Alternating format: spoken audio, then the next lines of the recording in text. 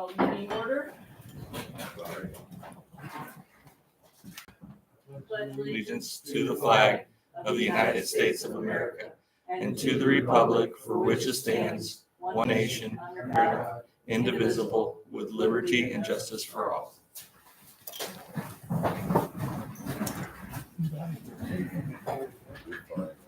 Can we have a roll call? This is my spot.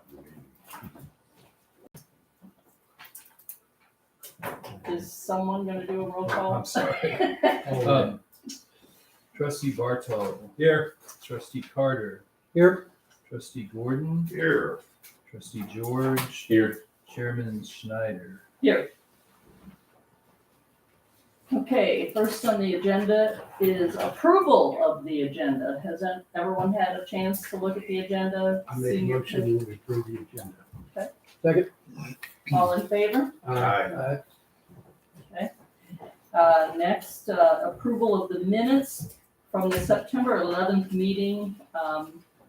We do need to make one change, and we will approve them with that change, and that is that Greg Gordon was not present for that meeting. Make a motion that we approve those minutes for the September 11th meeting with the correction of Greg Gordon not being there. Second. All in favor? Aye. Okay, we will now have visitors' comments, and if you have something to say, please stand and tell us your name, and we'll give you a few minutes to speak about whatever it is you want to speak about. Any visitors' comments? Okay, then.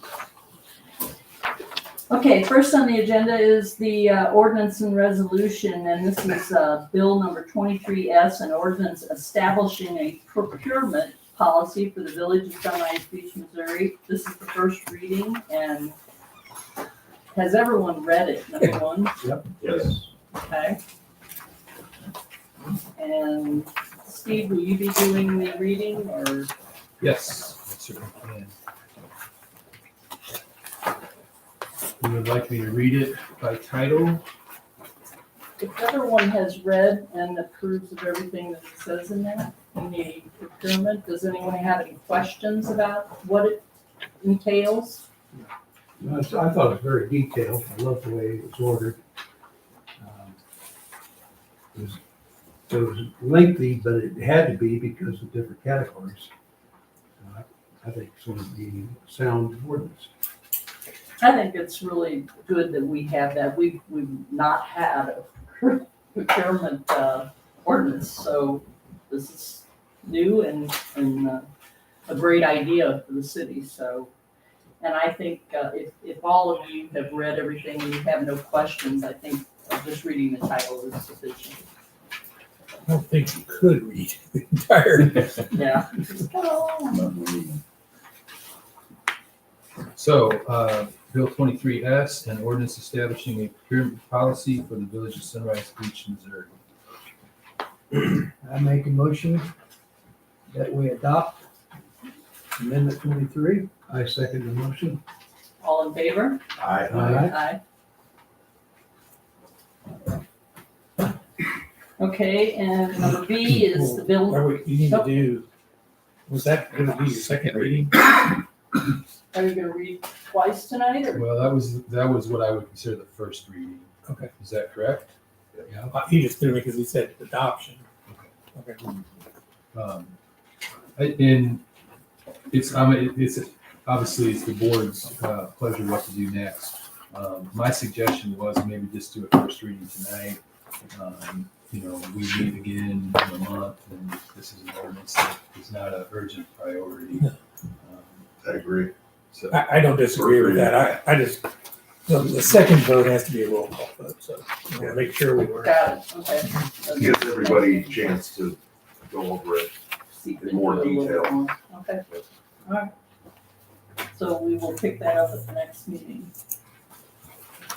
Okay, the next bill is Bill 23T, an ordinance establishing certain provisions and requirements for the operation of various low-speed vehicles on public streets and highways in the village of Sunrise Beach, Missouri. This will be the first reading. Do we have questions on the ordinance? Madam Chairman, I have a handout that I'm just gonna pass out to all of you all, just sort of a guide so we know what we're talking about with all these different initials. Mhm. I've seen this, yes. Yeah, I think I sent it electronically to you all before. Well, with that in front of you, does anyone want to make any suggestions about the ordinance as it is written and additions, subtractions?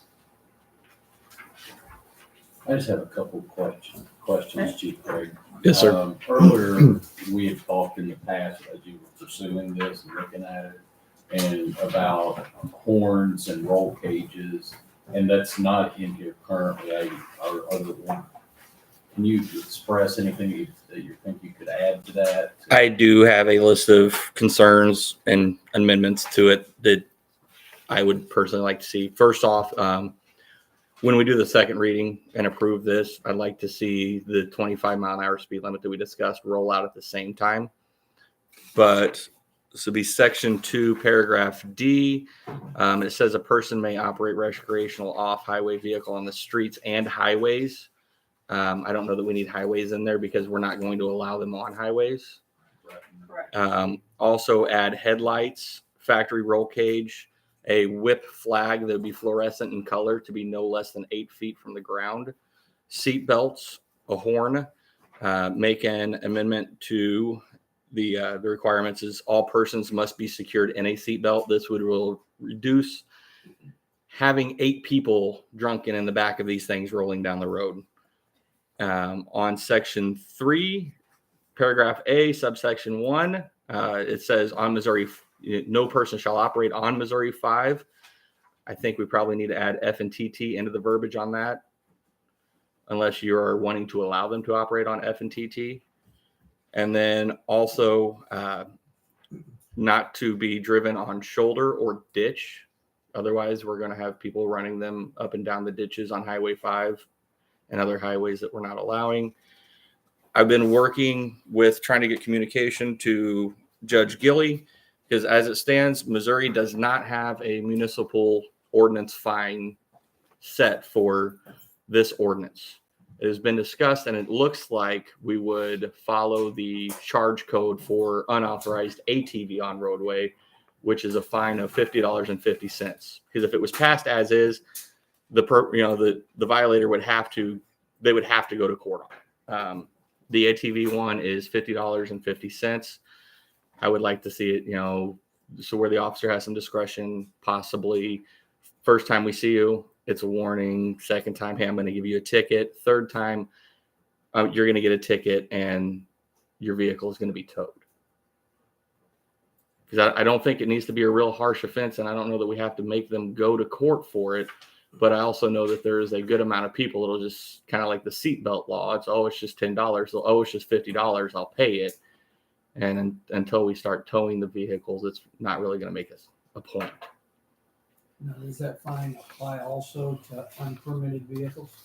Yes. So if they did not have a permit for it, it would be you could still go to court on that, but you would have the option to admit guilt and pay a fine online rather than go to court.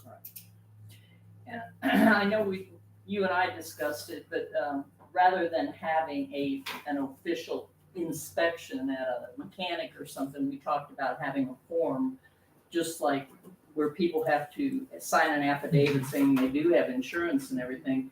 They can bring in their proof of insurance, but the form would say, do you have headlights, taillights, seat belts, all of that, Yeah. rather than forcing someone to go get an inspection. And the advantage on that is then we're not taking time out of whoever it would be to do the inspection or working out a deal with the local shops to do the inspection.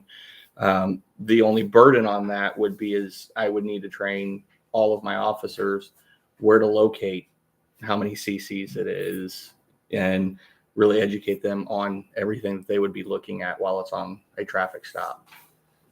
In other cities, what they do is they have the chief or his designee do the inspection, the initial inspection. Well, and we are small, we only have so many people. And the so chief that is was pretty going to spread be- thin. That's going to cause a lot more man hours that we don't really need at this moment. And, you know, my attitude is, you know, when we think about the people who are gonna be driving them, probably 90% are gonna be people who don't live here because they come for the summer, or come to an RV park or whatever. So, I mean, I think if we have the affidavit or the form that they have to say that they have all these things, that's one thing. And I have a question about roll cage. Roll cage.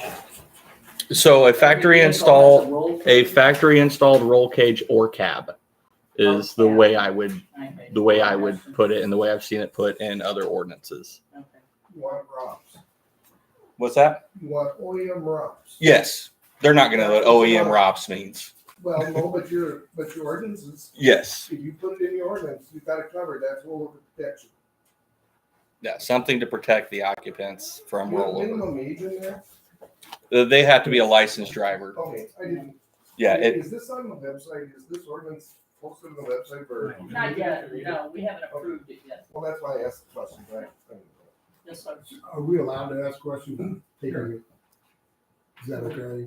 So I guess like my curiosity would be, what would be the difference between driving on the streets and driving, say, from 5, I mean, because in Lori, it's legal to drive on 5. so to compare Lori Highway 5 to Sunrise Beach Highway 5 is like comparing Talladega to a street track. Lori has lower speed limits, high visibility. We don't have high visibility on our Highway 5, and the speeds that we see in Sunrise Beach are much higher. It's one of those things. So what we've discussed is one of those things is it's a new market, and it's something that we want to ease into and see what we can build on further. So I guess my question is, it does absolutely no good for us because we live on, the only access we have is 5. And there's nowhere to go. I mean, and honestly, I don't want to ride on the highway. I want to get to where I'm going, which would be, Well, if Two we places say that that you you can run. cross. Yeah, it would allow you to cross Highway It would 5. allow you to Your cross. point is like going from 539 Spring Cove Road to American Dive Bar. Yeah, you wouldn't be able to. Yeah, that's the problem. And what's the point of the ordinance if you can't even use the road? Well, and truly, Chief Craig is correct about our highway. Well, it's 45 once you get into the middle of Lori too.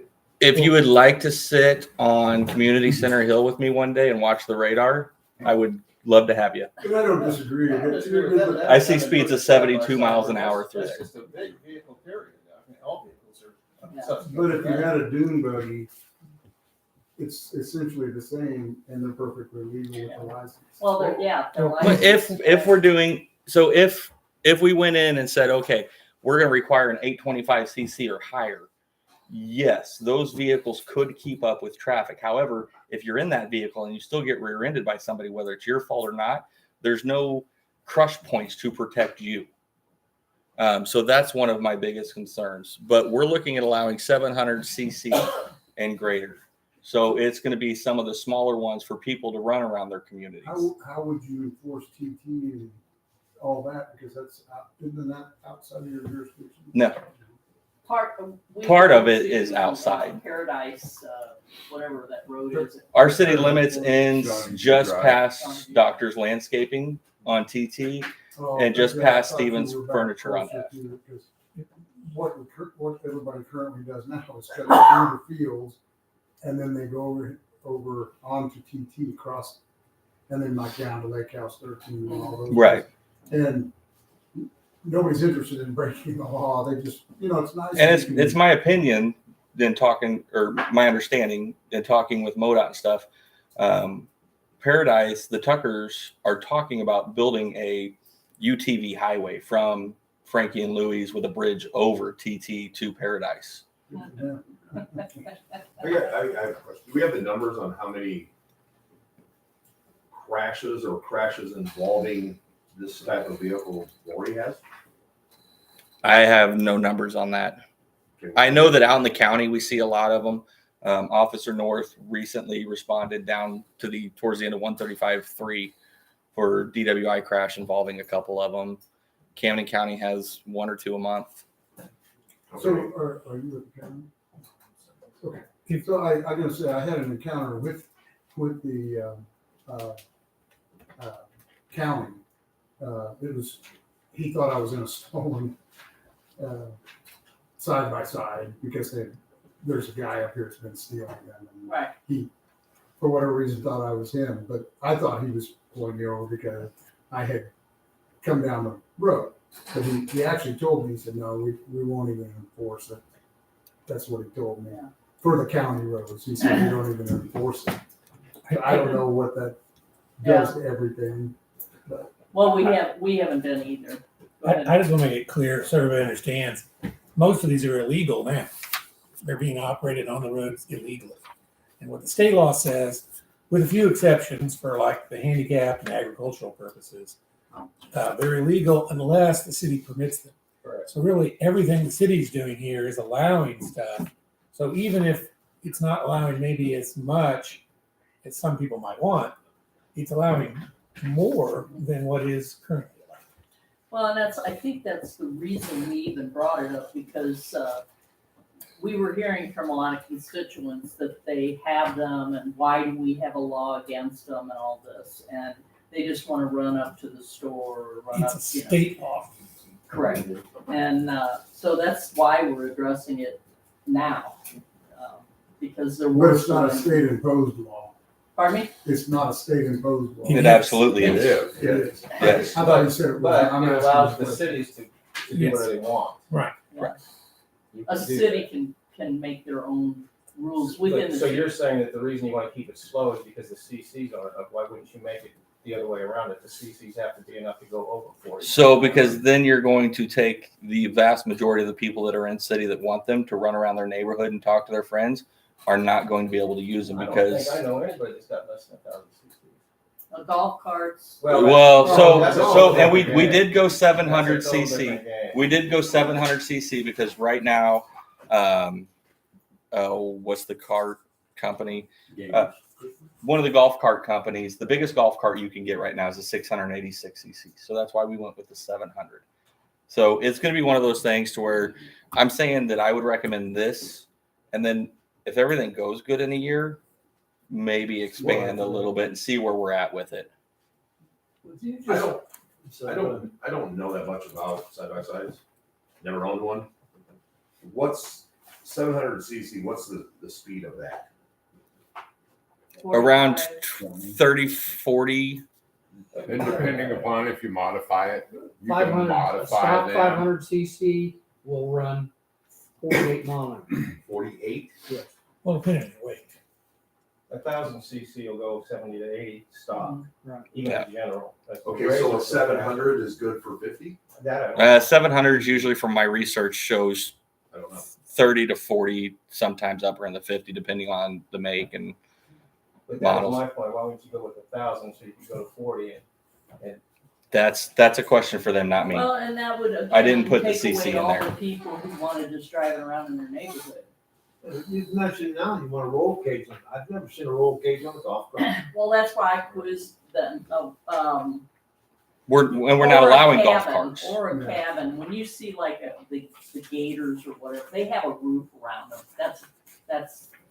the So roll that'll cage. suffice. Yes. Is that what you're saying? Yeah, as a roll cage or cab, something to help protect the Yeah, occupants. if it flipped over, you When wouldn't. side bys have, they have a built-in. Roll cage. Yes. So If that's the case, I don't mean to interrupt you, then we probably need to ban the ATVs. Because there's no way we're gonna put a roll cage on an ATV. I think that's in here, isn't it? No, right now, the only one that's banned. there's no roll. No, it says, I think it's section 2. All-terrain vehicles, golf carts, low-speed vehicles, recreational off-highway vehicles, owned That's That's the the, exception. oh, that's the exception. What's, And on a so side by it's side. D that says what's, a side by side would be, what's the width and height of something like that? They vary. So Yeah, they're really going. About to vary. 60 inches wide. the way they've got the ordinance, because you use the ROV, right? 65 inches wide? Or ROH. 60 to 60. What about the height? Because I know that most of them are, not all of them. So, kind of roll cage, Using the, because he references the statute definition,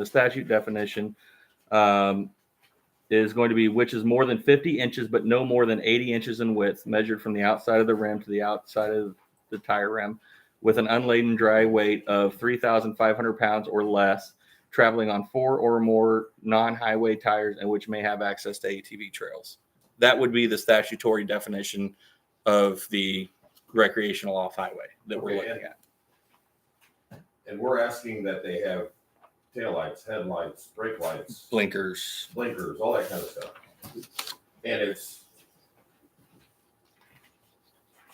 over 6 feet wide and over 6 feet tall. With I mean, it's going to be a little over 4 foot, 4'8". okay, what's the difference between that and a Can-Am 3-wheel motorcycle? Height and width. As far as visibility goes. Right. It's actually smaller.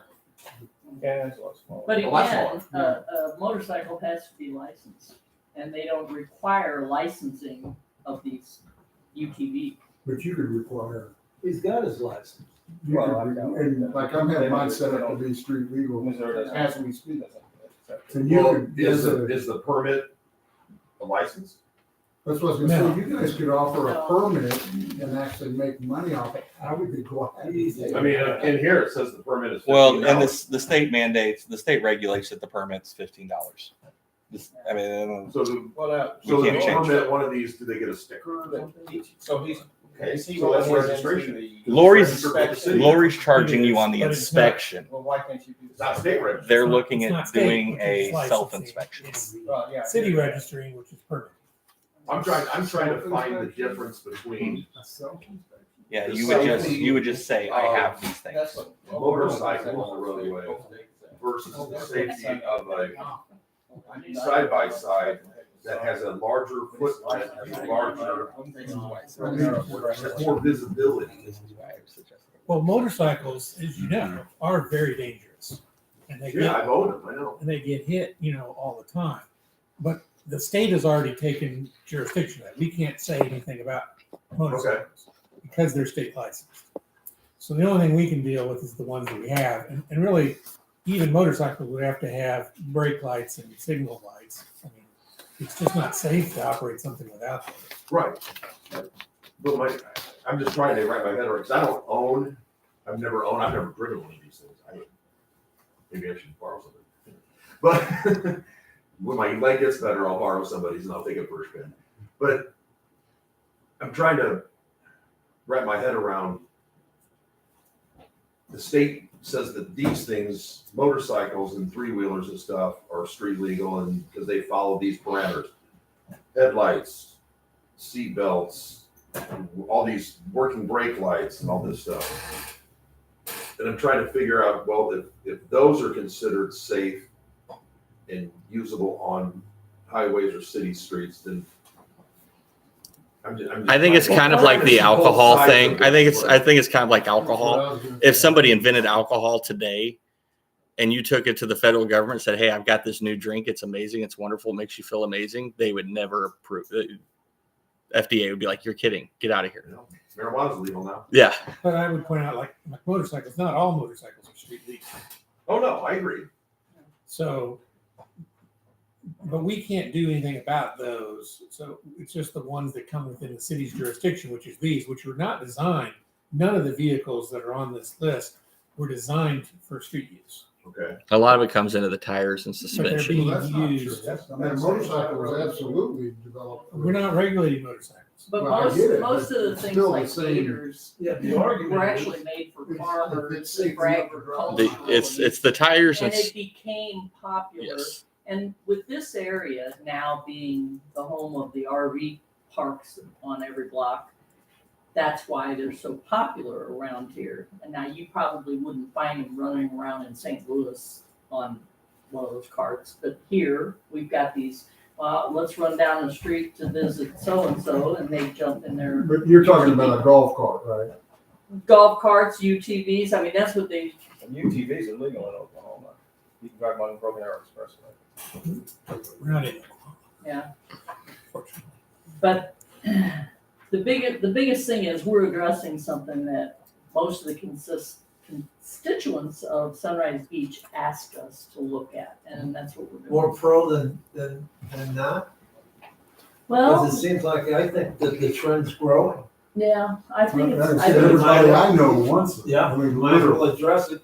And is there any bias on the board here? I mean, is somebody saying no or against it? well, we aren't having a vote tonight because this isn't ready, are we?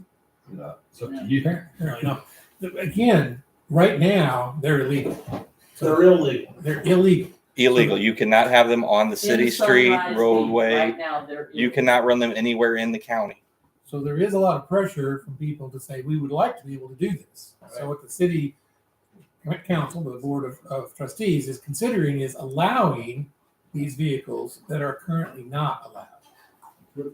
Legal is only as far as the law is enforcing it. And like I said, the county said we're not. He literally had me pulled over and I said, are you going to impound my unit? And he said, I'm not here for that. And he said, we have a bunch of them stolen right in this area. I wanted to know who I was, what it was, and it was all real simple. And he was real nice, and I took him to a stolen at side by side. And that's 1 out of 60 deputies also. Because I do know deputies that are hard on them. Every trooper I know is very hard on them. So there is officer discretion in different things. And he was currently. Again, I'm not arguing. I'm just telling you what our experience has been. Well, back to the ordinance then. Obviously, we need to add some things. Everything that he's suggesting, I'm not against, except if you want to add the roll bars, which I'm not opposed to, you need to take the ATVs off because I don't think you could put a. I agree. I thought that I had read that ATVs were banned in it, and definitely we don't need 4-wheelers and 3-wheelers running up and down the roads. Yeah, I think the only one that we banned was golf carts. If I'm correct. And, That's not just, the way it was drafted, it was based on Chief's recommendation, was to only permit recreational off-highway vehicles as is defined in state law, with certain provisions, 700cc engine or greater, working brakes, rearview mirror, so on and so forth. The state does allow ATVs, golf carts, and so forth for certain uses, government entities, agricultural purposes, handicapped persons. So we recognize those, but we do not permit And use of those vehicles. Section 2 kicks off. No person shall operate an ATV, golf cart, low-speed vehicle, or recreational except, and we're not allowing ATVs on the exceptions. Correct. That's the way the ordinance is. So, how we, Does that what we follow, do or? is up to you.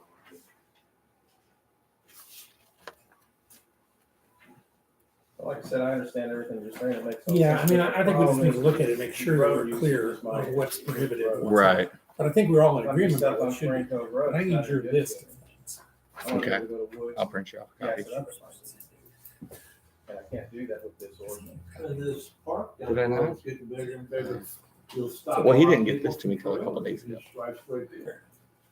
So you got a huge park down the road that's growing and growing, and the popularity is getting bigger and bigger. When it's in my discussions with the board, it's not something that's totally shut off for possibly next year.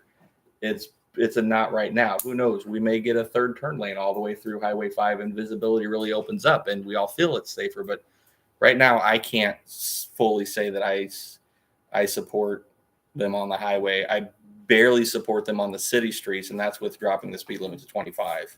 Well, right now, golf carts, for example, are banned on all state and county roads.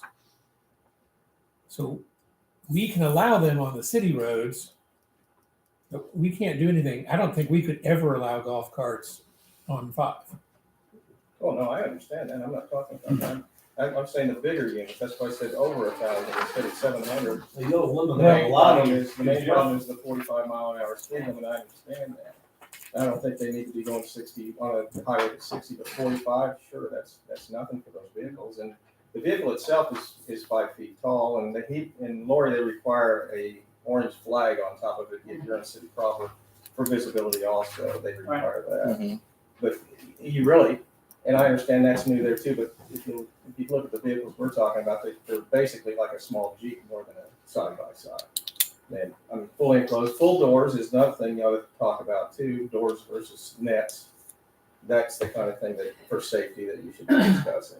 Well, and my attitude is on that is, since the whole purpose of this ordinance right now is to appease the people who are running around in RV parks and things, if we go the extra step and say that it has to be 1,000 cc and it has to have doors and all that, then we're leaving all them out. So So it's kind of. Could I suggest, Chairman, that we look at adding the concerns that we've all voiced on this, run it for a year, come back to it in a year and see, do we want to add a section 3 allowing 1,000 cc's or higher on Highway 5? That one? Let us run with it with the 700 for a year, see how it works, and then come back to it in a year and say, okay, we ran it with 700. Do we want to create a secondary category? Would that be possible? It's possible. I mean, as you pointed out earlier, you're going to have 2 categories within each existing category. It's going to be harder for your officers. I think eventually we're going to see Department of Revenue and state legislation catch up with the fad. It's going to take several years for them to realize that it's not a fad for it to catch up.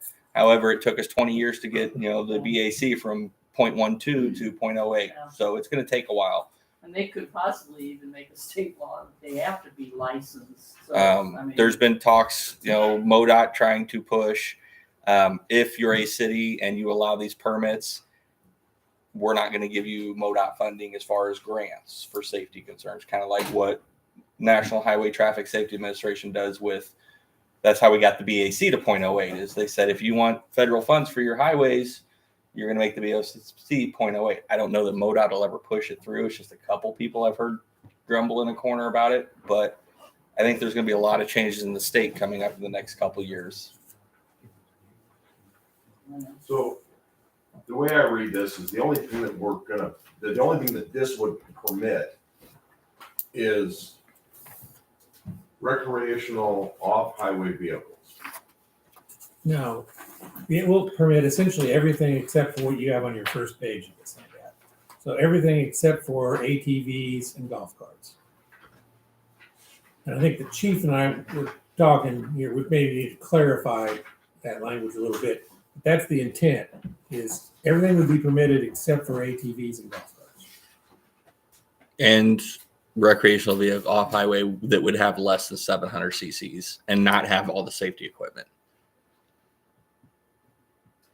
we would like to add all this to it and come back to it next month. So 700 cc's is the minimum. Correct.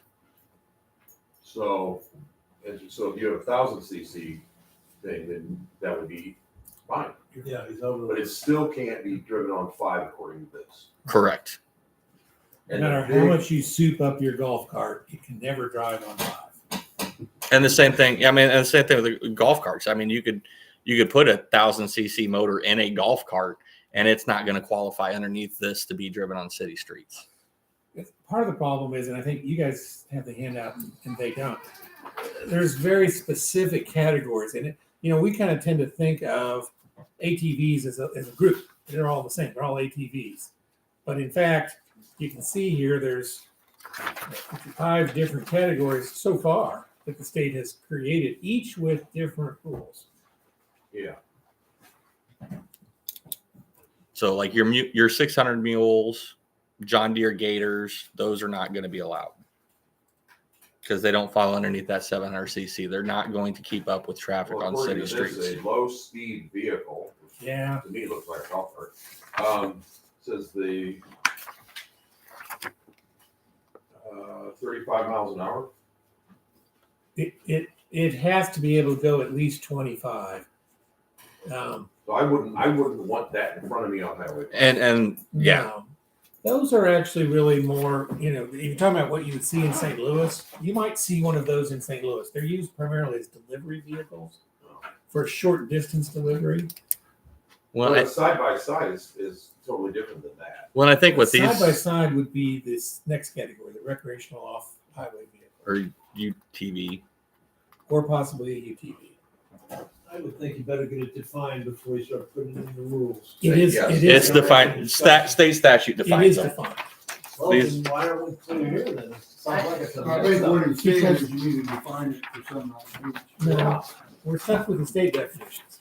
And the problem is you use a term like side by side is a term that people use, but it is not an official definition. There is none of these categories that is called side by side. But you do have the discretion to decide what you want to allow on the streets. And Correct. that's what you need to define, regardless of how you look at it and all the legalese you want to talk. I think it's pretty simple if you just define exactly what it has to be and then make And that's whatever appropriations that's- to make that happen. yeah. You guys don't have the ordinance, but the ordinance does define each one, and defines. No, I what understand it what I'm has. saying is, as the council, you guys decide what it is, and then I get what you're saying.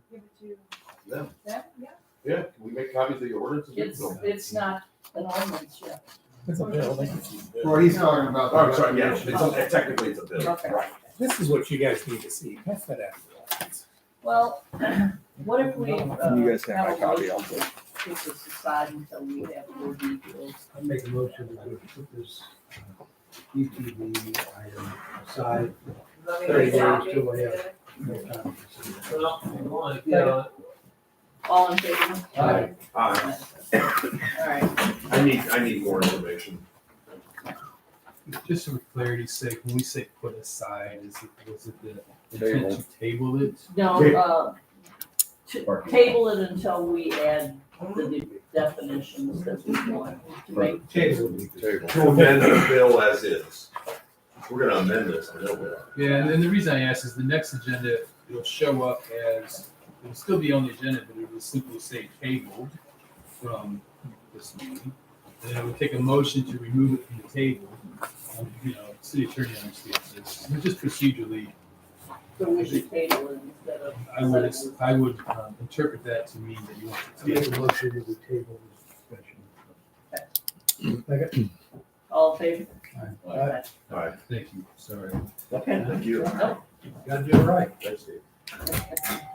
Okay, new business. We have a sewer report, sewer connection request. Who's going to run this portion? Let me start real quickly. Jared Wheaton from Shoreline, now Alpha, is it Alpha? It's still Shoreline Okay. 4. But I think you're all familiar with Jared.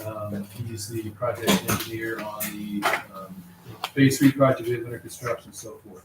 We've had many difficulties with their sewer system over the past several weeks. There was a report handed out in the board packet that Shoreline prepared that detailed some of those problems. I did ask Jared to present it at least in brief. I don't know that there's any particular action required. We have, we are making progress, I think pretty significantly, frankly. But in any case, I'll hand it over to Jared. As far as the sewer issues that Sunrise Beach has been having, Andy and Tony have primarily been, Tony's my project inspector. He's the inspector on that project, so he knows where everything is, and where to isolate the lines, how everything was installed. And basically, it's been a matter of troubleshooting since we can't get a very good response out of the equipment supplier that provided that equipment for that project. So as of last Thursday, it seems we've gotten the system in good operation. There's pay request or a quote for some Haynes pumps down at Bare Bottoms that I believe will finish it off and get the system in good shape. But I cannot give you a definitive source of the problem of why you guys had problems to begin with. I think a lot of it has to do with the equipment failed prior to their design life being achieved. I think as due to that, you had buildup in the line, which whenever you have buildup, it makes the hydraulics very difficult to work. So that's scouring the line is something that we've done.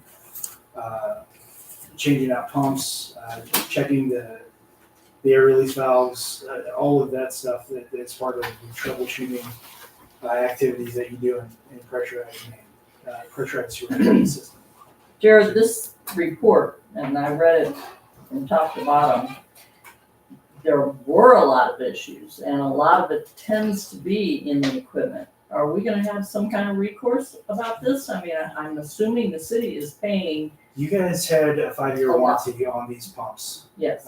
You were still within that time frame. And what we have been told is that there's problems in the force main. And that's where the equipment supplier basically just said, you're on your own.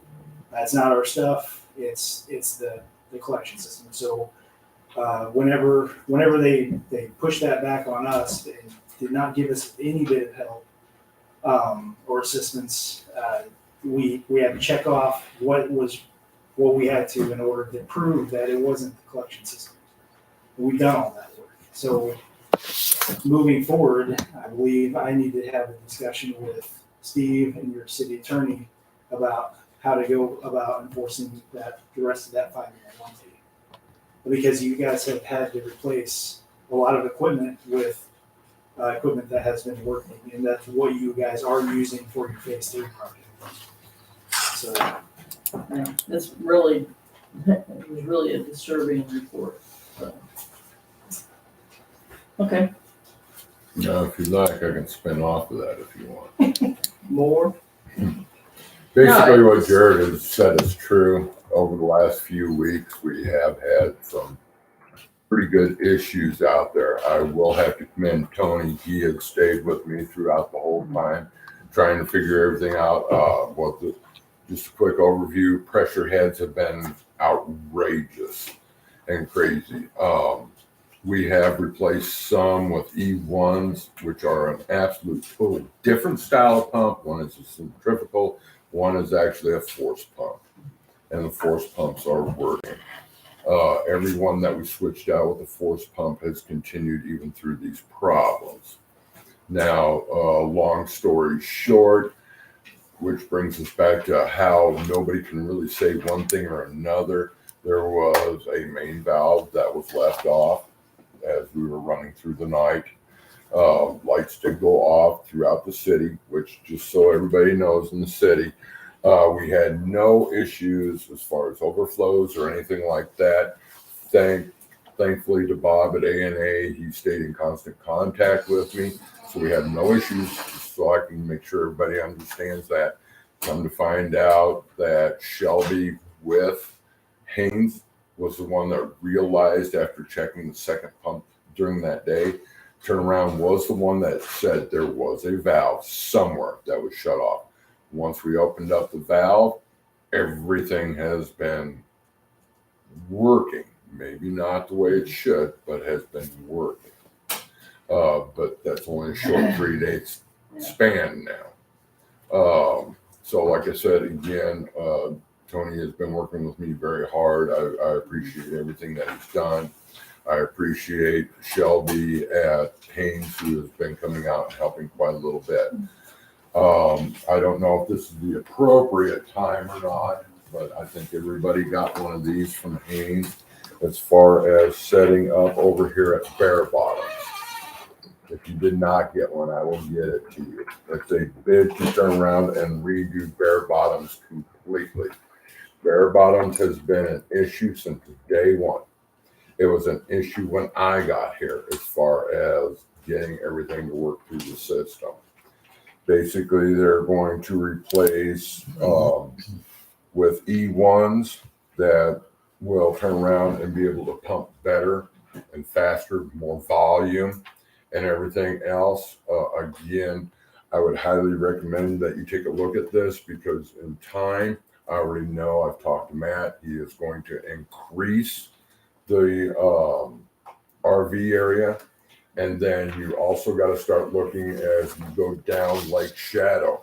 If you start picking up houses through there, you're going to increase more and more. I'd rather be proactive and do this than to turn around and get on the defensive. So it's something I would hope that you guys would take a look at. I'm sure Jared even agrees. I know Tony agrees with me in that one there.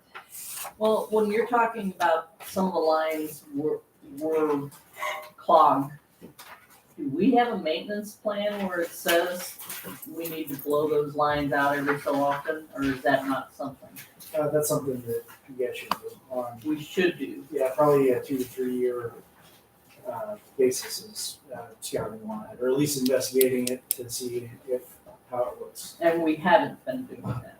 Not to my knowledge. All right. Is Haynes giving us any credit for the existing pumps on this proposal? You're talking about LOE. And no, Haynes is they the have new not. guy. Oh, Haynes is the new guy, right? Haynes is no, and it's Yeah. not Haynes that you're talking about. You're talking about LOE with Jordan. As of right now, no. Even pumps that were replaced within, still, they were only 3 years old. We have not gotten credit for, and I still have every single one of them out here. You're talking about Enviroline, no? Or Enviroline, I'm sorry, yeah. With Brandon with Enviroline, no, they have not given us any credit for it. Even the ones that they switched, I think it's from E series to H series, they have not given us credit for it. They have turned around and said it is all on the system itself. Well, that means that we need to get Steve and our attorney involved with Jared and go forward and get this straightened out because they owe us money. We're taking our assets. We got a warning. We need to get it. Sure. Yeah, the pumps should last at least, whenever you do a replacement schedule for these types of systems, you expect 5% of the total to be replaced at the 5 year mark. And so these pumps should last a lot longer than what they have. Mhm. So, And all the costs we have in pumping, I mean, we're pumping these Let's things label it. out. right. I mean, over Labor Day weekend, how many times do you have to pump bare bottoms? I mean, 20 times? You 10 can look times? at bare bottoms being pumped once a day minimum for the last month. That's at $180 That's a an pull. hour cost. $180 a pull. Okay, well, we won't beat a dead horse, but Steve will look into that. Right. Okay, anything else? Yes, your phase 3 project. We've installed over 2 miles worth of force main and gravity sewer. We have installed 13 simplex, 1 duplex. The guys are mainly working over Cliff Drive, doing borings, keeping people's asphalt drives and avoiding those because that's usually a problem. And we have a pay request for your contractor of $137,730.53, which is different than what the agenda calls out, and that's due to the retainage being switched from 10% to 5%. We can't charge any more than 5%.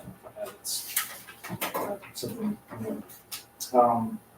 And the other part of the pay request is our invoice, which I didn't turn in one for last month, so this is for the entire construction phase, which covers submittals, inspection, all that stuff for the last 2.5 months, which is a total of $88,665.10. And that's part of your pay request for the bills paid section. That's it for the sewer project. And I'm up to the next two, depending on how soon wants to handle that.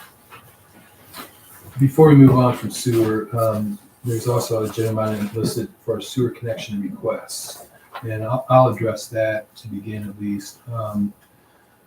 As you all know, I've been here for 6 weeks plus now, and I've taken many calls from people who want city services, water, sewer, both.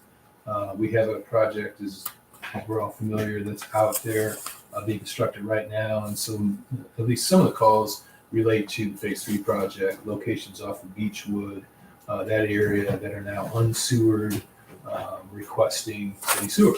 And I've had conversations with Jared, Tony Cobb. There is money, Jared, put you on the spot. There is money within the program that is unallocated. Is that correct? Correct. It's the contingency fund. Right. And I don't have any type of sharp pencil figure right now. I don't think we have an exact number. It's in the neighborhood of around 200,000. Is that generally accurate? It's more than that. It's Is it? around 350.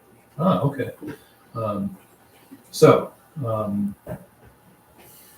Long story short, we have about 350 in budget, so to speak, for additional work. I had one kind of detailed conversation with Summer Point Lane. There's an HOA down there. They operate their own water and sewer system both. They asked if, and again, the sewer is getting very close to their location, if we would consider extending sewer to that location. And I've had the conversation again, primarily with Tony. Jared's aware of it, obviously. I'm not sure if it's a good idea or not. But before I went any further with that request, and then there's another one also in that neighborhood, I think down Center Drive, right, if I recall correctly. Yes. Right. So before we got really into it, and by that I mean engaging the attorney, drafting agreements and so forth, I really want to bring this question to you all. How do you want to handle this? Should we bring them kind of on a piece by piece basis? Are you comfortable with the board? With the staff, more or less getting draft agreements ready and just bringing them to the board in that fashion? I'm just not sure what you guys are most comfortable with here. Well, I think that as far as the city is concerned, and probably as far as DNR is concerned, the more that we hook up, the better on sewer. Now, my question is, do we need to think about why people are only getting sewer? Does that matter? That they don't want water, they just want sewer? Is that something anybody talks about? In the past, you guys, Sunrise Beach has made a precedent of water, sewer follows water.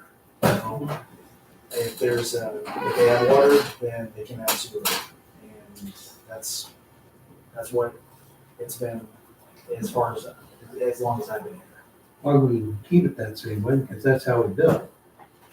If you use this X amount of water, then you get bills X amount of That's sewer. how your ordinance or your So sewer. why would you change that? Well, then that's my question. Would it be a good precedent for us to say, sure, you can have sewer and, let us know when your well fails? Or is that, How do you bill against that? well, that's what I'm saying. I have cities that do that. And what you have to do, if they're on a private well, is you have to get them to give you what their reading is Okay. and hope that they're being honest about that. That's not bad. If they're being served like by a water district, that's a lot easier because then the water district, by law, will give us what their usage is. And if it's a private well, gosh. See, and this is why I have the question about it. This subdivision doesn't want to mess with their sewer system, but they don't want to use our water system. So, Oh, I can explain that. That doesn't sound right to me. Well, Water is very cheap, yes, and water systems are very cheap to install and and they maintain, don't break. and they don't break. They run up and down. Sewer systems, the requirements, the state requirements, keep going up every year. And sewer is very much a volume business. And unless you have enough volume, it costs a small system like that. For instance, DNR wants everybody to go to ultraviolet disinfection. Okay, so the cost for installing an ultraviolet system on a little system like that is not that much different than it is for doing one for the whole city of Sunset. Sunrise Beach. I am so sorry. So it's much more expensive. Sewer is much more expensive than water is.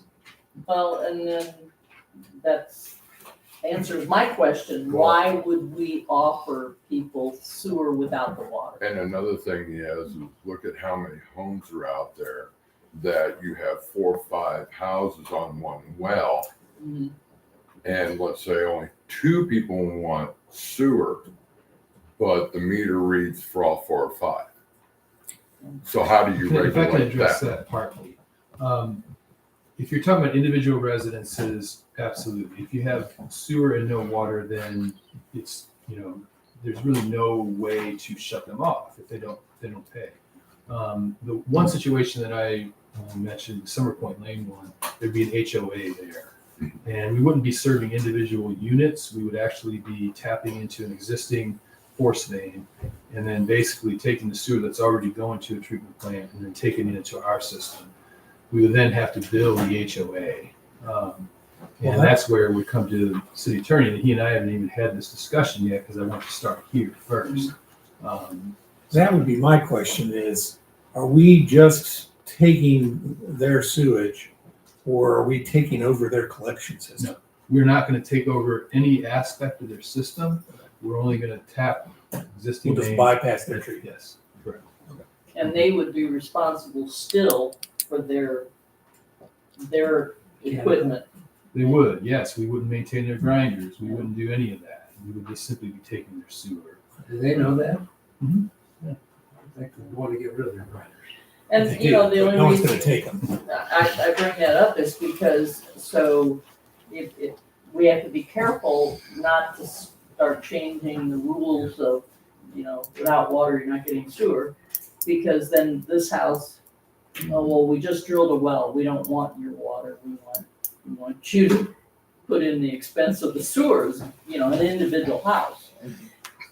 This situation with an entire subdivision and an HOA, maybe that's an exception. Could you write some kind of, whatever water project is city sponsored, and they would have to hook up brand new, maybe something like that? How we get hooked up to sewer now and have some kind of Is there water available there now? There's a water well, yes. They No, have no. it. They have water. Is city water No. there available now? How far away is it?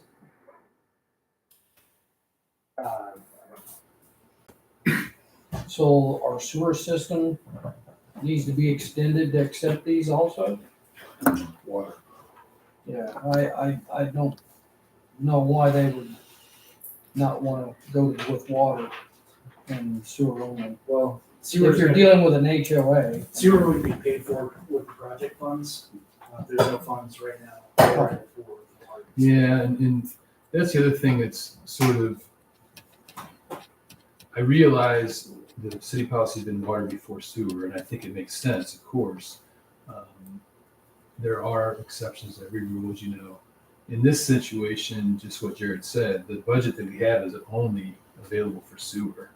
And so, it's a little tricky to kind of figure out what the best use of that is. well, yeah, my feeling on it is if we make an exception for one subdivision, how many more people are gonna want an extension for the same amount of money to get hooked on also? Well, and we're running right past their road, I guess is why they're even asking. So they're here and we're going up here and they say, hey, how about hooking us up to your sewer? I understand. Well, and if we have the money in the budget we will be getting, what is it, $47 a month per home for sewer. We won't be getting whatever the water thing is. But again, I think we just really have to think whether or not that is good for us to change it. Well, if you use an example like Castle Garden where I live, we could open our well back up and only pay for sewer, we'd be a lot better off. And so Castle Garden votes, we're not paying for city water anymore, we go back to our well. You're gonna open that up. I say we don't let that happen. Keep it as policy, water and sewer. If we have to make an exception because we're there for sewer right now, then they have to get on the water when we can get it. Why can't you meter their water? Because, well, Like, so? They've It's not already, water, it's gotta go to it's gotta be distributed. So you catch it right out of the ground and you meter it all and you divide up the use of the water, you buy all the units and there's your bill for your sewer. You meter the water. You see, it's all about. I just don't want to have so many. sewer. I just personally don't want to have a lot of different policies. Well, you're trying to solve the problem here. And then if you meter their water, I think that's reasonable. I mean, if they want the sewer, tell them to meter their water and you'd be happy. You guys provide the meter. You don't have to worry about it being tampered with. Steve, is that something you can talk to them about? Sure, yes. I can continue the conversation. I think I've got enough info now. I know first the city attorney and I had very general conversations about it, but nothing specific. We can go a little bit deeper. Also like to involve Shoreline Jared as well. So just be aware we do have some money to spend and we have demand for sure. There's no question we have demand out there. So we're just trying to figure out the best way to do it. They started the village already? They are not, are they in the city? Yes. Are they part of the village already?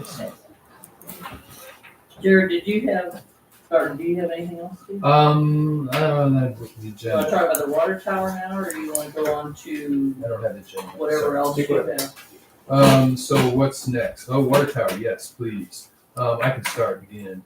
I think we're all aware the tower tank out here has been leaking for several years, frankly. This year, actually, early summer, maybe late spring, the city staff had solicited proposals from 3 different contractors to fix the leak. 2 of those proposals were very expensive, $200,000 or more. One was very inexpensive, frankly. I submitted all 3 to Jared and asked him to review those. And the low bidder is a firm named Tank Spec, I believe they're out of Illinois. Is that Arkansas? Okay. And we had hoped to kind of thoroughly vet them before tonight, maybe make a recommendation. We really haven't been able to do that, correct? No. What I'd like to do is ask for a little bit more time. We may have a bona fide proposal that we feel would be good for us. And I'd like to just be working on a little bit more and see if we can't present the board with a firm proposal to go on. The other alternative would be to go out for bid, and Jared and I have discussed that. But I mean, yeah, it's true that what we did earlier was not a published bid advertisement. I wasn't the one who did it. I have no idea who they may have solicited. But there were 3 bids, and all 3 contractors, to the best of our understanding, were reputable. So we'd kind of like to work off of that. Well, I think it's something that does need to be fixed, but if you want to wait until you have more information on it. Yeah, unfortunately, I got this to Jared, I don't know, midweek last week, and so he did contact them. They were responsive. They just haven't got us the information that we need to make a firm recommendation. Okay. So in any case, we're working on that, and then Next item would be, The old business. Deer Valley. oh yeah, Deer Valley Road. So at the last meeting, our hope was that we would actually frankly have bids by now. Well, it didn't happen. We don't have bids. It's unfortunate. What we do have is a plan sheet, some basic specifications. We are ready to go out and see if we can get contractors to bid the project yet this season. We realize it would be a real hurry up. You can't pave, in certain weather conditions, and the asphalt plants will close. Honestly, I do not like the idea with temperatures below 75 degrees to be bringing asphalt from Lynn Creek all the way out to here. I know it develops a crust, and everybody says it'll hold the heat and everything else, but usually I come from up north. When they do start running into temperatures like this, they use a Pacific truck where they turn around and run the exhaust through the bed of the truck. And that's what maintains the heat of the asphalt. Asphalt, just like anything, it compresses better the hotter it is. And with not being over 75 degrees in temperature on an ambient high, like I say, once you roll it out, you gotta give it a certain amount of time before you roll it, and certain temperatures, and it's harder to turn around and hit those temperatures in a longer period of time. So let's say 280 at roll time, 280 can blast by real fast. And especially like with super pave, if it isn't compressed right, you could end up coming back to a big mess of what you got now. You'll make it temporarily happy, but you want to be putting down something that you're looking at anywhere from a 12 to a 15-year run time. I've watched them. I can give you a perfectly good example of one that happened with the county. They were putting it down in temperatures of 65 to about 72. That was 2 years ago. It is completely failed. And that was over a mile of road. Well, so we're probably going to be pushing this off for the first of the year. Yeah, and and I know Andy had misgivings with Andy here basically saying no, right? I mean, can you hit a temperature like that?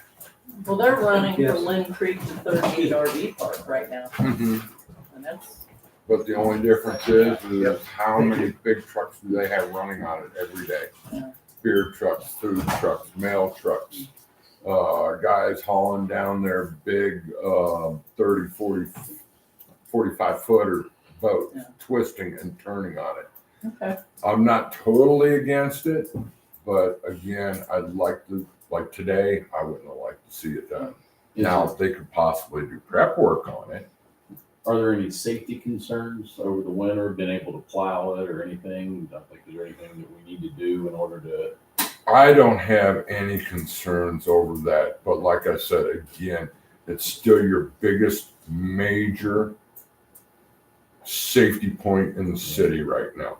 It really is a concern. You have too many driveways in that area.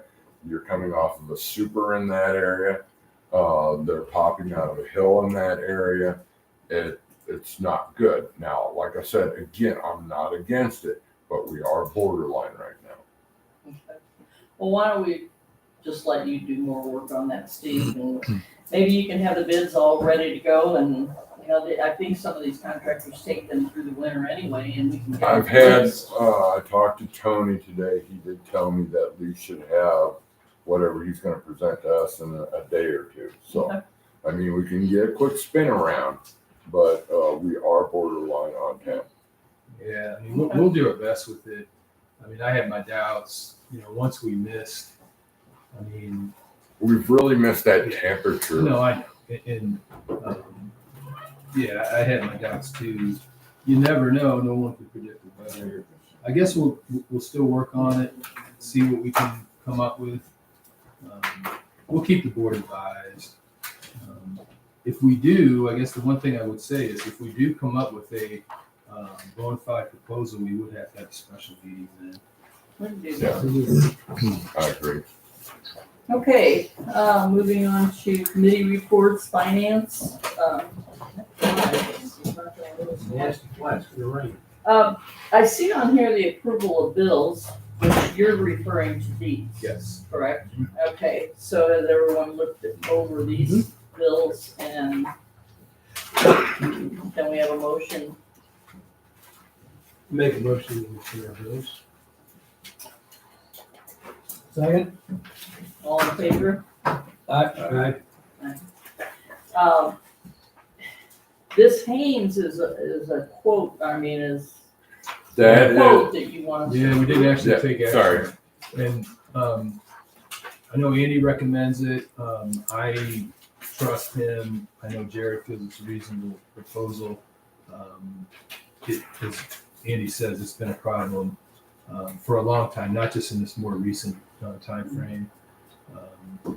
Well, we've As been we paying understand, this will fix the so problem. much. And what you will be doing is like, you're gonna be proactive by doing this instead of coming back on the defense that we've been on. He's gonna be able to do this work sooner than, Whenever you say go. has everyone looked at it, the Haynes? I make a motion that we approve the Haynes proposal.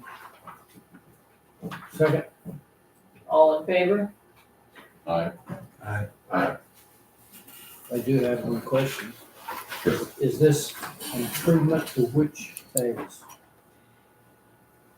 That was. Two, no, Yes. It'd be yes, phase two. two.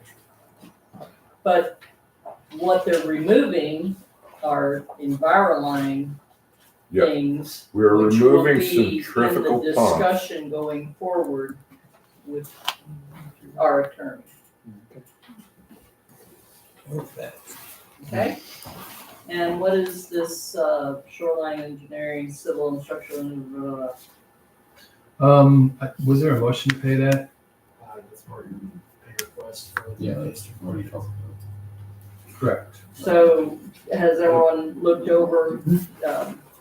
Okay, motion to pay shoreline Make a motion, you know, build a shoreline. And it also does and include. Brule. Yeah, it's one pay request, the whole package goes to DNR. Second? All in favor? Aye.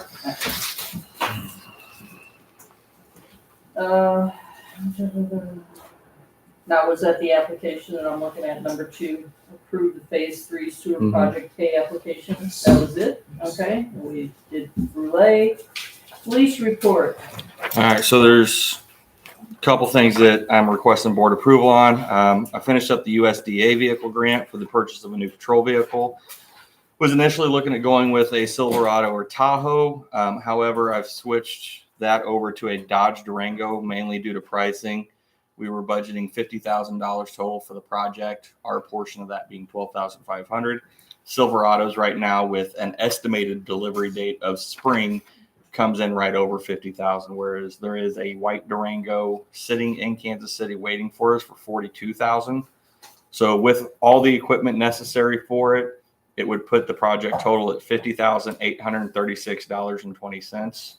Again, USDA is covering 37,500 of that on the grant. So I'm requesting approval that we purchase the 23 Durango equipped from Landmark and Independence. And with the extra funds, is that what that's all about? Well, and then that was the next one. I can bulk them both together if you want. The second request is we sold the 2014 Tahoe that was having the engine problems. Actually, no, I'm sorry.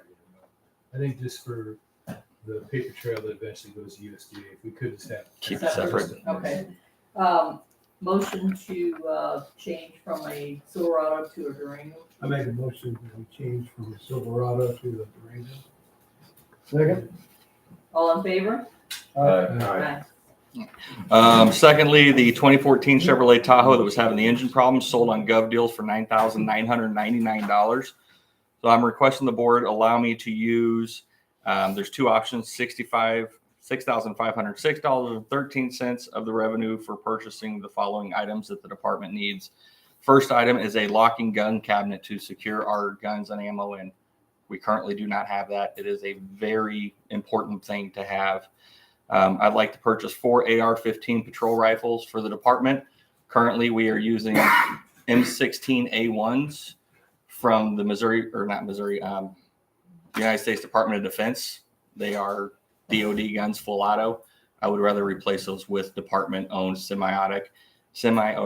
What we're looking at is a Palmetto State Armory 16.5-inch AR-15 with a solid rail on top. Thirdly would be an event canopy or shelter. There's 2 options for this. First option would be just the canopy, $491.13. Trustee Gordon brought up a point to me that I really like the idea of.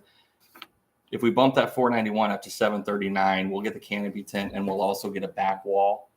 The canopy tent is going to have the badge on the top of it with Sunrise Beach Police. The back wall, I would put the Sunrise Beach Village logo on. And what that would do is that would allow us to have a backdrop for meetings or events in other places that the city may be giving interviews at. And then lastly, a budget of $1,500 for educational tools and items to give to the public at special events.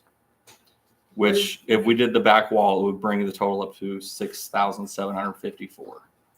What do you use AR-15 for? Patrol rifles. Hopefully nothing. Just as a point, what they're replacing is M16A1s, which is a Korean War veteran. It's a full automatic 223 rifle. It's got a selector switch that'll go from 3-round burst to full automatic. Wonderful. Oh, yours doesn't have 3? Nope, just wonderful. Wonderful. A full automatic weapon is not what you want on the street. Absolutely not. And an AR-15 is a semi-automatic, 1 trigger pull, 1 round. With full automatic, they're harder to control. With AR-15, you have better control over where the rounds are going.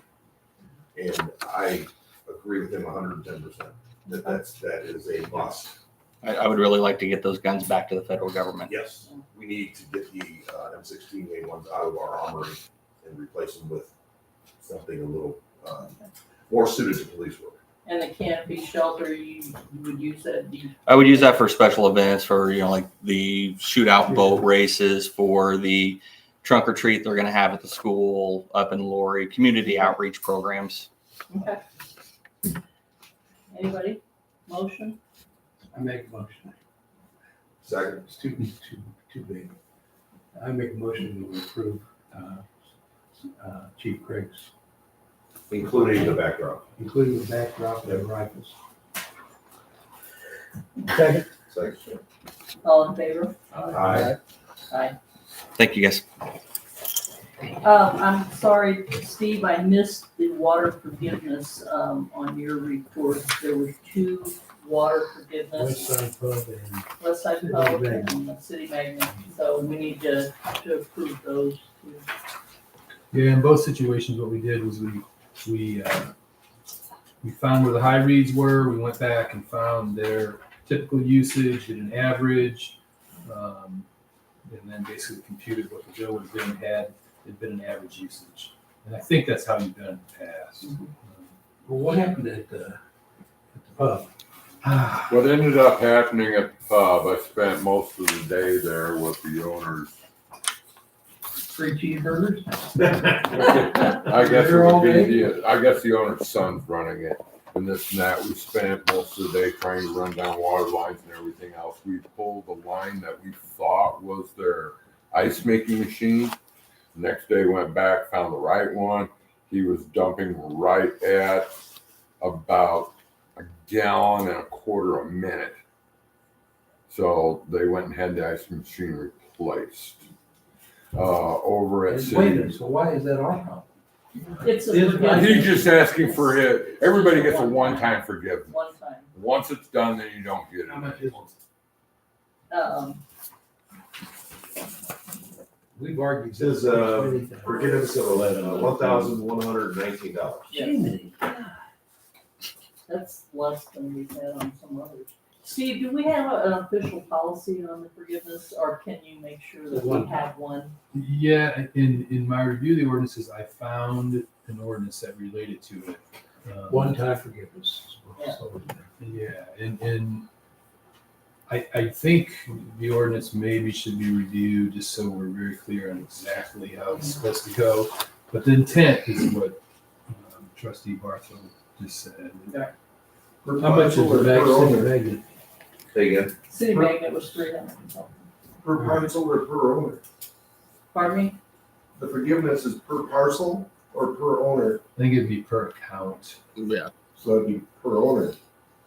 So the next owner can come in and ask again. Well, That's how they why I'm rate saying That's why we need to review it. I haven't Parcel. seen it, parcel.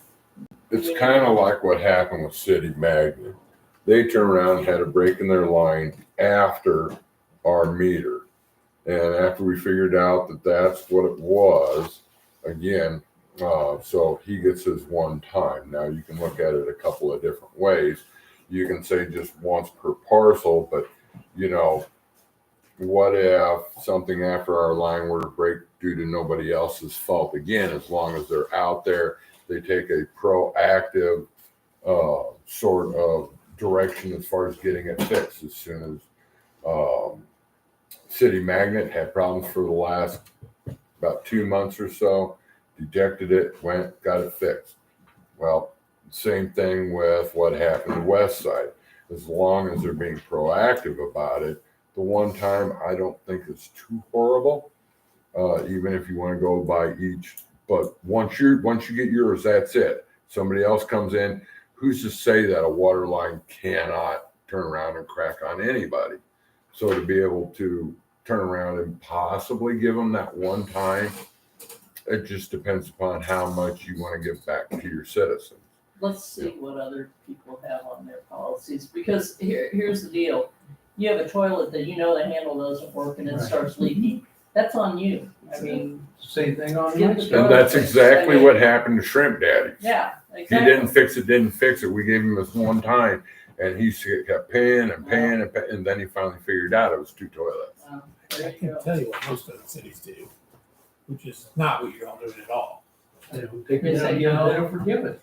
They'll either not forgive it or they'll forgive your sewer bill on the theory that the water isn't going into the sewer system, so you shouldn't have to pay. The Treat sewer it. bill. Okay. But I don't know anybody else is doing a one-time. Yeah, so I would really think like to look at our The ordinance history, on it that. seems like the history here, though, of one-time forgiveness, until Steve gets the ordinance correct one. Yeah. And I make a motion that we give 2 counts. Second, anybody? That's So- second. so both of these were their problem. Yep. Yeah. Yes. And I don't ever remember giving forgiveness for. That will include sewer. We have a motion and a second, all in favor? I, Aye. We'll look at that when Steve gets that taken. sorry. Okay. Okay, economic development, do we have anything, Steve? Nothing specific. I mean, I've been obviously meeting people and so forth, but nothing specific. Engineering report, you've already given. Planning and zoning, do we have anything? Just very quickly, there was a meeting scheduled for this month earlier that was canceled. The applicant had proposed a rezoning, and he then basically postponed. Is that the guy that didn't buy the RV park? I think so. It was- Yeah. And so I do, going forward, I want to get better notifications out to P and Z. I do think I never want to have a meeting for no particular reason, but I think we ought to have one in the somewhat near future. Just, I'm new, I've been reviewing the zoning regs. I think we need to review the comprehensive plan, which hasn't been reviewed since 2009. So maybe, even if there isn't any particular business, we'll have a meeting just to kind of regroup, if you will. Okay. But that's really all I have All there. right, And then municipal court, real quick. he's not new. He's been here for Never seen. quite some time. I've never seen him before. He's been here longer than I have. Municipal court. Yeah, just update. Again, we have a November 1st deadline. The part-time court clerk we worked on, that we hired has done everything she can remotely. She will be here next weekend, not this coming weekend, following. She'll go through the files downstairs. Okay. We think, again, we meet that November 1 deadline. And we have a meeting tomorrow. It's a WebEx meeting with State Office Hospital. So I'm pretty confident we'll get there. Maybe a few loose ends, to clean up, but we should be fine. And on the call, please find out if we will be able to box up those files and store them so that we can use that room if we need it. I think that's something. And I want to name names, but she needed a place to stay, and I refer to one of our fine resort establishments, and she'll be staying here locally while she's here. So, Good. Yeah, we're looking forward to seeing her. Okay, and Officer North, I have not met you before, so nice to see you. Yes, guys, this is Officer North. He is night shift. However, he's putting in some overtime with Lieutenant Schultz being on vacation. Oh, got it. Okay. Well, it's good to see you. And then could I? Go ahead. This is Erin Hayes. We hired Erin just Thursday. Her first day was Thursday. And she is, I call her clerk in training. I'm doing the clerk duties tonight, of course, but we do want her to take over next month. And I think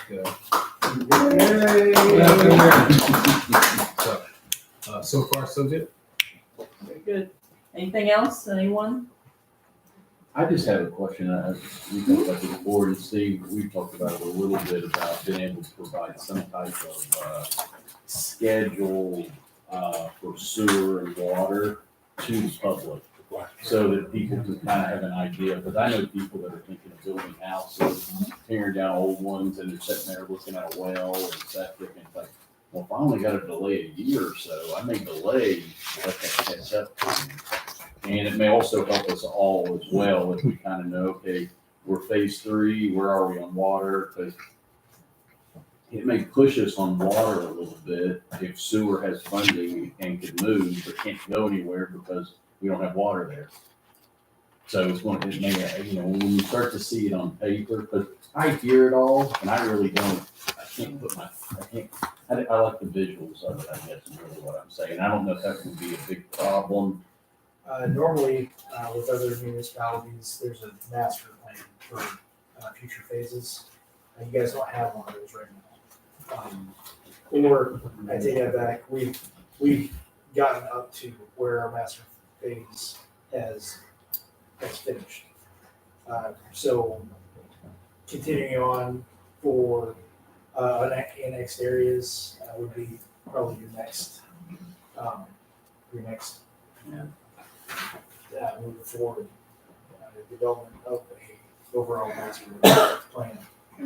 I'd like to understand that more myself, especially like, do we need another water tower sooner or later? I mean, it's too sufficient to cover anything we do.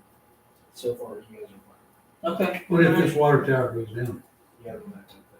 That one backup will take. It'll be able to take care of it while we're getting that repaired. Yeah, that's happened Okay. multiple times since I've been. Oh, okay. I do have one question about the water tower. Yeah. Those proposals, the bid proposals that we have, were those bid proposals where companies physically bid the tank, or were they done off of Midco's report? I'm not sure. My understanding of what happened was Rhonda just reached out to 3 different companies and asked for bids. And they actually come out and went in the tower to bid them? Not in the tower, no. They came out and looked at the tower, was my understanding. They brought samples of the materials that they would use to. I've done a lot of coat research on this thing or deal, whatever. and those 2 water towers are not the greatest designs. And from what I've learned, there's a lot of potential problems there. And I think there should be somebody come in to make a very good evaluation of that structure.